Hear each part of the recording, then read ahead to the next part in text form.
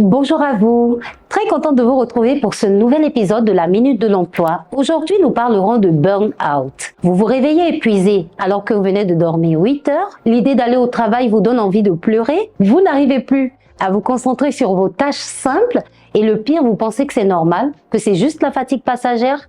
Mais c'est le burn-out qui s'installe lentement. Le burn-out, ce n'est pas juste un mot à la mode ou une excuse pour les faibles.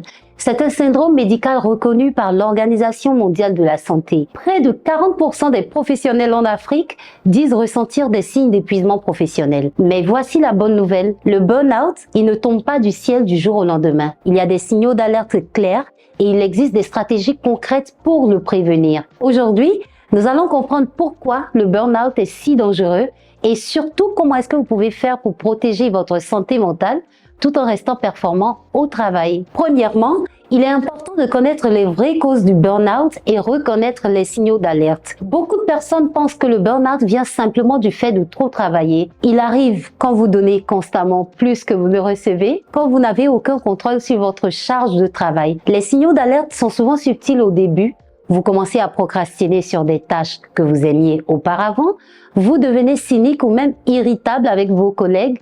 Vous avez besoin de café pour tenir toute la journée et même d'alcool pour décompresser le soir. Vous tombez malade plus souvent.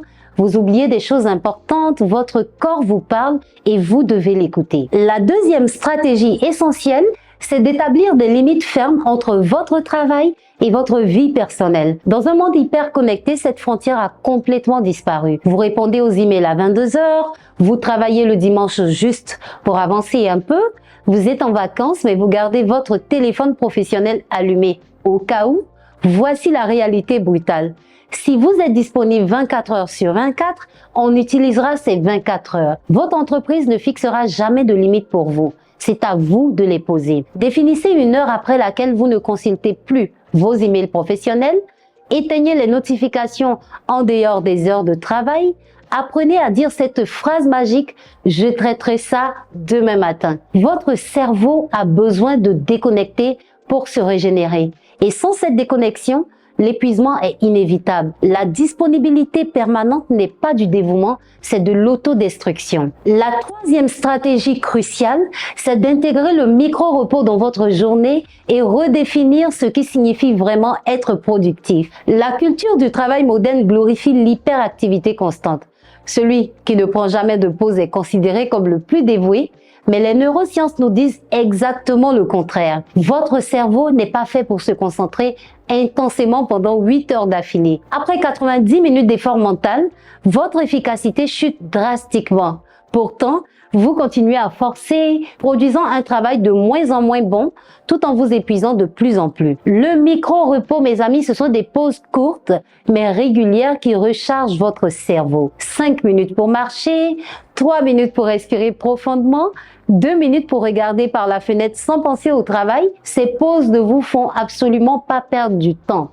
Elles vous rendent plus créatif, plus concentré et surtout plus efficace. La vraie productivité inclut le repos, pas seulement l'action. Et enfin, la quatrième stratégie souvent négligée, c'est d'avoir le courage de demander de l'aide avant d'être au bord du gouffre. Le burn-out s'épanouit dans l'isolement. Quand vous pensez que vous êtes le seul à vivre cette situation, quand vous avez honte d'avouer que vous n'y arrivez plus, quand vous craignez que demander de l'aide soit perçu comme de la faiblesse, eh bien ce n'est pas le cas. C'est un acte de courage et d'intelligence que de demander de l'aide.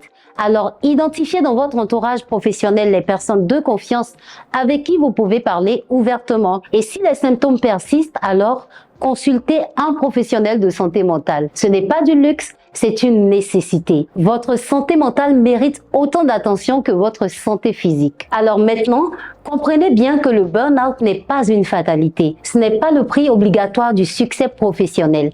Votre vraie valeur, c'est qui vous êtes quand vous êtes en équilibre, créatif, présent, énergique et surtout pleinement vivant. J'espère que vous avez bien suivi cet épisode de la Minute de l'Emploi. Je vous dis au revoir et à bientôt pour un nouvel épisode.